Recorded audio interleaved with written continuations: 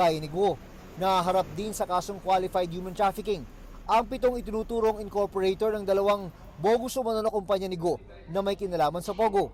5 sa kanila ang unang sumuko sa NBI Central Luzon Regional Office noong 1 linggo. Lumutang sa NBI ang 2 pa. Inilipat na sila sa NBI Detention Facility sa NBP compound sa Muntinlupa.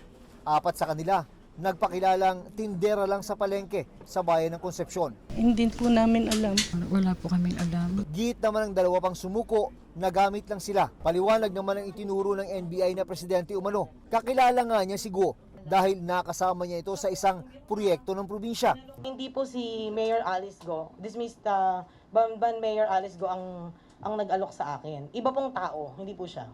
Yun po mga details sa korte ko na lang po yan ibabanggitin. Sa 14 na kapwa-akusado ni Alice Go sa non-bailable na kasong qualified human trafficking, 7 ang at large pa rin.